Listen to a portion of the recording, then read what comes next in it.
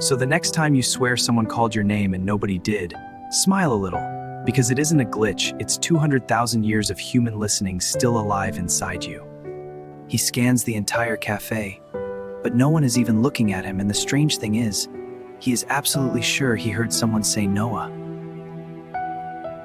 This has happened to you too, in subway stations, at the mall, at parties, when out of pure noise your brain instantly grabs one specific word out of nowhere. So what is your brain actually doing inside that wall of noise, and why is it so much smarter than you ever realized in a crowded room? Right now, sitting in this cafe, hundreds of voices are reaching Noah's ears at the same time, and almost none of them are meant for him. Yet he can still focus on his book, sip his drink, and ignore most of it without even trying. Like an invisible filter is silently working overtime.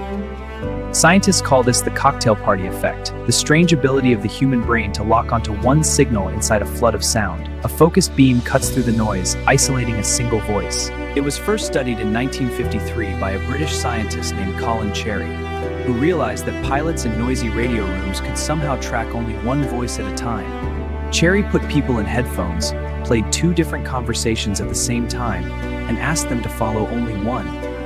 And shockingly, most of them could. But here is the strange part. When the ignored voice suddenly said the listener's own name, almost everyone's focus broke instantly. Which means somewhere deep inside your mind, even the parts that aren't paying attention are still secretly listening for one very specific word: you. Noah leaves the cafe, slips on his AirPods, and steps into a packed subway station that is basically a giant test for everything we just learned. A train roars in, announcements echo, dozens of conversations bounce off tile walls, and his brain is already doing complex sound math without permission. It is constantly tracking pitch, rhythm, direction, distance, and emotion to decide which sounds matter and which sounds can safely fade into background hum. This filter is mostly handled by a structure called the reticular activating system, your brain's personal nightclub bouncer at the door of your awareness. Most sounds get politely turned away at the door, because if every word entered your awareness, you would lose your mind in less than 1 minute flat. But your name has a special VIP pass, because your name is one of the first sounds your brain ever learned to call meaningful in your entire life. Even babies as young as 4 months old show stronger brain reactions to their own name than to any other word, before they even understand what a name is. And what your brain learned in that crib never goes away, which is why decades later you still snap to attention when you barely catch one syllable. Now Noah arrives at a small house party, neon lights, loud music, 20 conversations layered on top of each other, and the test gets even more wild. He squeezes past a couch, ducks under someone's arm, stops by the snack table, and his brain is mapping every voice in real time without him realizing it at all. Then somewhere in that ocean of bass and laughter, he hears it again, just one syllable of his name, and his neck snaps toward the source like a magnet. But when he scans the room, no one is calling him, no one is looking at him, and the moment feels almost ghostly in the middle of the music. And here is where it gets fascinating, because sometimes your brain hears your name when nobody actually said it, and the reason is wonderfully human. Your brain is not a recorder that plays back perfect audio, it is a prediction machine that builds reality from rough sensory clues plus what it expects.